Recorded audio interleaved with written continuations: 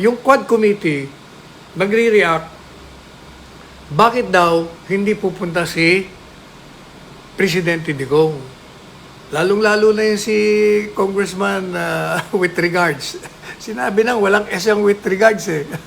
With regard, walang S yun. Ang kulit niyo talagang dalawa kayong kongresista dyan. Paulit-ulit kayo eh. Anyway, ano ro ba, naglolokohan ba rito? O natatakot siyang pumunta rito? May kayabangan din ano.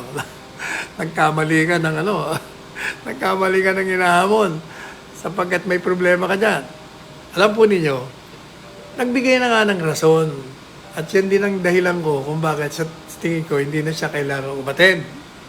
Kasi nga, nag-testify na siya sa Senado. Sumuko nga yung mga senador sa kanya. Ayaw niyang umalis. Sige pa, bring it on. Tapusin na natin to. Pero nasabi niya na nga lahat eh. Pangalawa, magastos nga pumunta rito sa Maynila eh. Alam niyo naman, retirement fund lang yan. Pangatlo, parang nagsasayang lang siya ng oras. Pangapat, parang gagamitin lang siya para sumigat itong mga gustong tumakbo na reeleksyon. Panglima, kini-question niya nga yung kredibilidad at integridad nito dahil may lumabas na akusasyon, yung isang resource person na siya raw ay pinipilit o hinihikayat na magsinungaling. O kaya medyo questionable tuloy, questionable. O yan ang background yan. Kaya sabi ni Presidente Duterte, hindi ako attend dyan. Useless yan. Eto ngayon ang announcement. Dahil sa mga salita na binitawan ng mga miyembro o chair ng Quad Committee na para bagang hinahamon siya na magpakalalaki siya. At dahil daw nangako siya na kailangan pumunta siya. Bibigay naman daw nila respeto nila. Pero yung isa, takot kaya yata sabi ko, alam nyo, nagkamali kayo. O kaya, ito yung announcement. Sa Miyerkules, the day after tomorrow, ang dating Presidente Rodrigo Roa Duterte ay dadalo dyan sa Quad Committee hearing. Kaugnay dyan sa mga extrajudicial killing na yan. Kaya, yung mga may lakad sa inyo, cancelin nyo muna para mapanood nyo live. At sigurado, maraming I can imagine kung anong mangyayari doon. Titingnan natin yung mga tapang nitong mga kongresistang ito.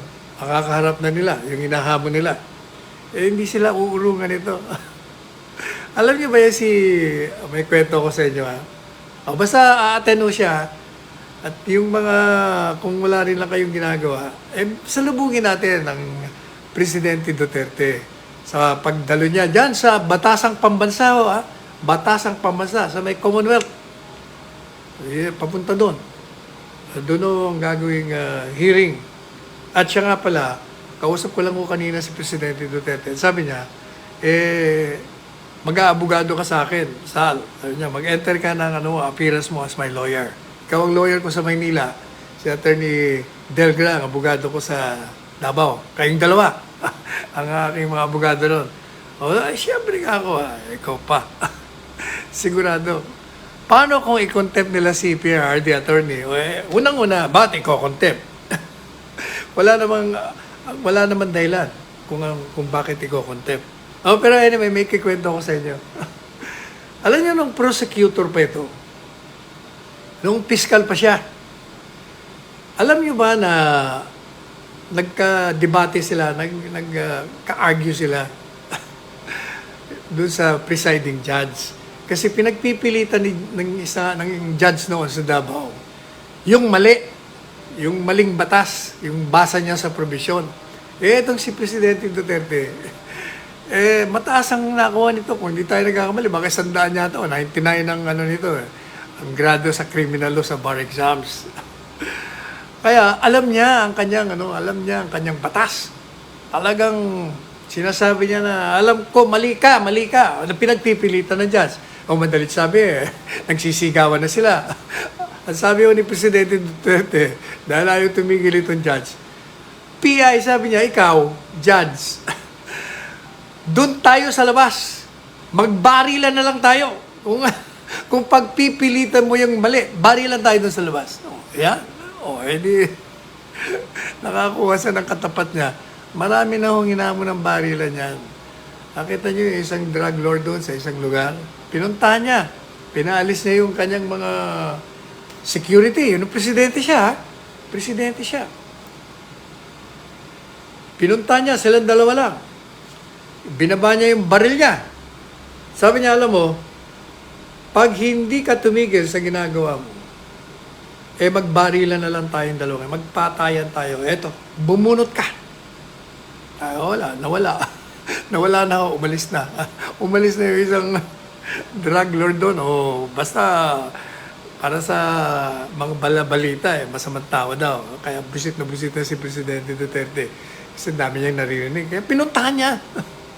Marami yung pang isang secretary, cabinet member sa Davao. Mayor siya. Pinuntahan niya rin doon sa Paganda Hotel. Hinamon niya rin ng barilan. Sabi niya, sinisira mo. Ang dami mo barilan tayo. Bumunot ka. Nako, kaya kayong mga nandyan, maging magalang kayo kay Presidente Duterte. Huwag niyo siyang pupwersahin na mawala rin ang galang sa inyo. Kung magalang ang pagtanong ninyo, magalang din kayong sasagutin. Pero kung babastusin niyo siya, he will engage you. Maniwala kayo. Pareho nung ginawa ni yung senadora doon, di ba? Pinipilit siya, pinipin down siya, hindi naman abogado. Kaya nabulyuan niya kasi mali ho Alam niyo, pag mali, mali. Huwag niyo nang pagpilitan. Sa lahat ng nakita kong matapang, mabangis na tao, itong si Presidente Duterte, ang pinaka-mabait, mahinahon, magalang, at mapagpatawad. Nakita niyo yung siya'y siniraan nung nasirang ama nitong kalaban niya ngayon sa pagka-mayor? Hindi niya ako pinatulan. Pinabayaan niya kahit ang pamilya sinisiraan. Napakabait niya Kasi siya, ang kanyang ang ugali niya, okay lang, siraan niyo ako. Pero wag niyong sisirain ang konstitusyon. Igalang niyo ang batas at wag kayong mga api ng tao. Sapagkat pag kayo ng api, hindi na baling ako apihin niyo, sabi niya. Pero pag nangaabi kayo ng tao na walang kalaban-laban, maniwala kayo, maghahalo ang balat sa tinalupan. Mabangis ako. Yun nakita ko talaga. Napaka-bait na tao. Napaka-humble. Magalangin. Magalang na tao. Kaya hindi ba nung makilala ko siya, hindi ko talaga siya tinantanan na hindi tumakbo. Pangulo ng bansa. Kaya abangan nyo sa Miyerkules. Darating siya ron bilang dating presidente ng bansa.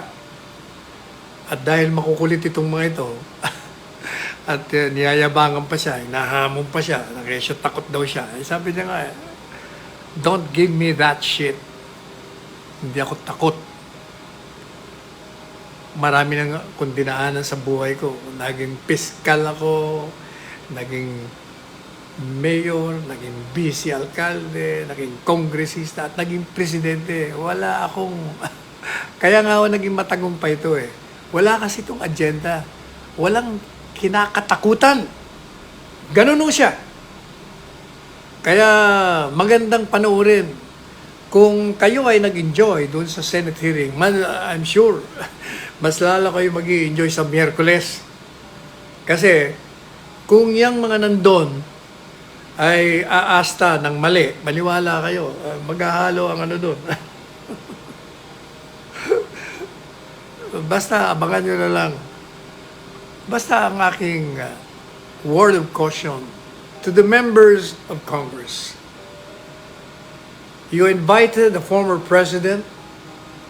You're saying that you're going to give dignity to his office. Do it. Don't ever commit the mistake of embarrassing the president, former president, humiliating the former president, assaulting his integrity and reputation, and misleading people about him. And maniwala kayo, you will be receiving what you are looking for. Sabi nga ni Elvis Presley, if you're looking for trouble, you came to the right place. O kaya, pag naghahanap kayo ng gulo, itong mamang to, hindi kayo urungan ito. Pero siya pupunta ron bilang dating presidente na inanyayahan nyo bilang panauhin. Kaya tratuhin nyo ng maganda. Kailangan tratong bisita. Hindi yung nambubuli kayo. At saka hindi nyo mabubuli ito. Baka kayo ibuli pa nito. Ha? Tandaan nyo ha, do not ever provoke this man. Because hell might break loose. Baka tawanan lang kayo ni Presidente Duterte. Ano naman ito si Presidente Duterte? Ang mga jokes nito, talagang hinahanap kita Manila. O, ganyan.